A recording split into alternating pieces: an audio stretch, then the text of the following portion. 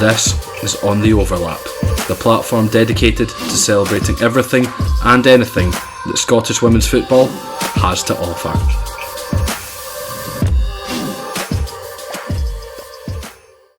Hello and welcome to another video by us here at On The Overlap. I'm Jack Donnelly, the founder and creator of the platform, and we're bringing you our first sort of video analysis today. So if things are a bit rougher in the edges, please do let us know and we'll do our best to sort that out for next time.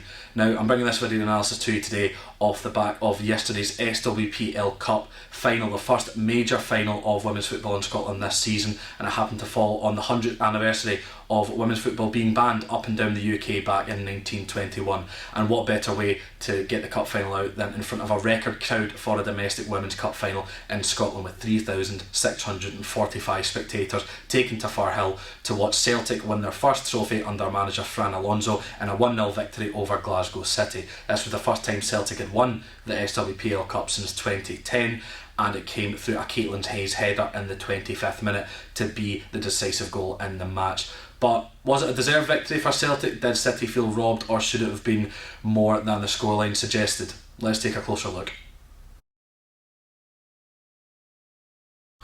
Now, if we're going to start anywhere, we might as well start with the new SWPL Cup champions, and that is Celtic. As you can see here, they lined up in a bit of a 3-4-3. The front three were a bit more fluid than the system suggests. I'll get onto that in a little bit, but regardless of the system, Celtic were deserved winners on the afternoon.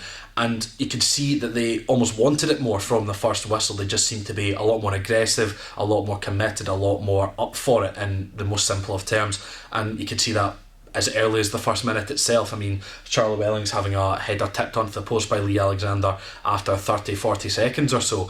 So you can see early doors that Celtic were going to be pushing for this game regardless. And I think one way they really succeeded in being able to do so well in attack anyway was their front three and Wellings, Jacinta and Larissie. Now, they were almost completely fluid. Wellings could be out wide, Larissie could be in middle, Jacinta in behind. Whichever combination of the three that they had going forward, it worked because they were playing in really close quarters with one another.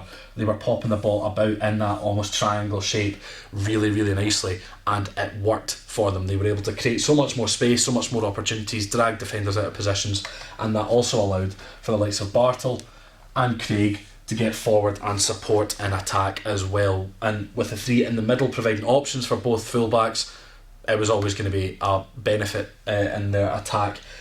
Speaking of attack, there was only one goal in the game, but it really could have been more if not for the exploits of Lee Alexander in the City goal, especially throughout the second half.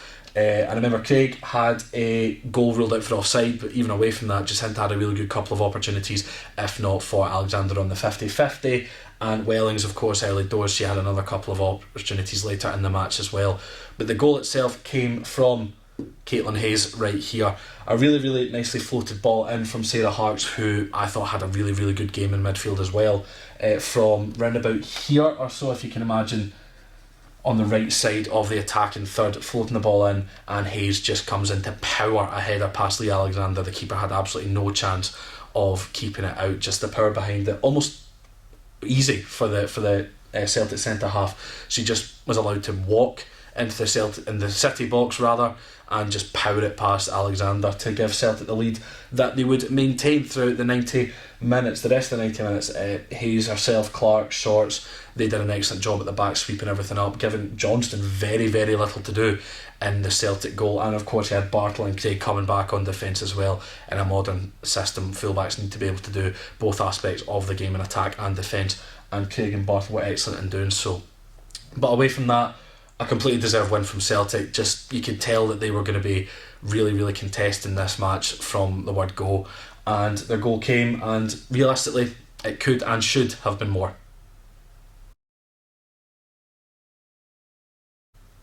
Now, for every winner there does have to be a loser, and on a rare occasion this happened to be Glasgow City this time around. Eileen Gleeson's side fell to Celtic, of course, on Sunday, and were fairly lackadaisical in their approach to this game. I mean, I said Celtic kind of went at City from the word go, but City weren't exactly doing much to stem that, especially in the opening half an hour.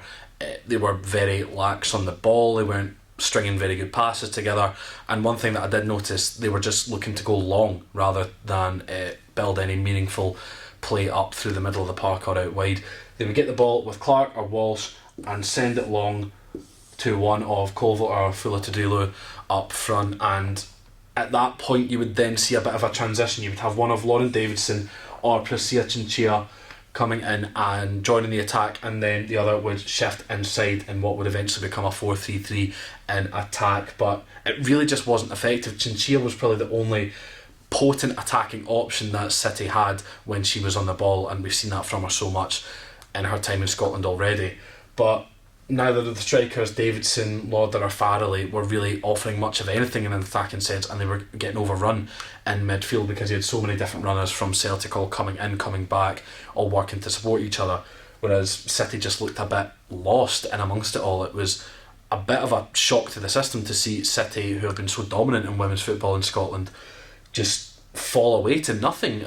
They did have chances, but they weren't really of any relevance or any threat. I mean, I've mentioned earlier, Johnson didn't really have much work to do in the Celtic goal, and that was also due in part to how well Celtic defended, but it was also due in part to the fact that City just weren't really able to offer anything in an attacking sense.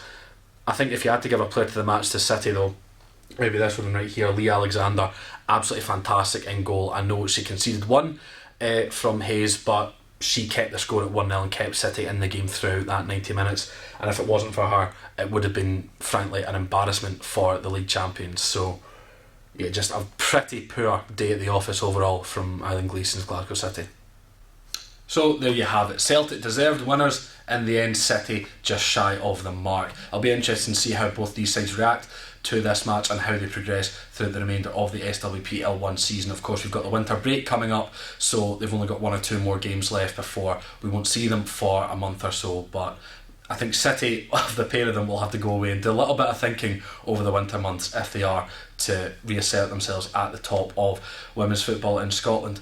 Until we see you next time though, thank you very much for watching. It's been an absolute pleasure having you with us today. Make sure to subscribe with the red button below and turn notifications on with a little bell to make sure you never miss an upload from us here On The Overlap. Follow us over on Twitter. It's at @on_the_overlap. The handle's a bit convoluted, but I was in a bit too late to get it all together. And the website is coming this week. I've been working quite hard in the background to make sure the website's all functional and all looking good, so I'm really excited for everyone to see it. Until we see you next time though, watch women's football, support women's football, but most of all, enjoy women's football. We'll see you soon.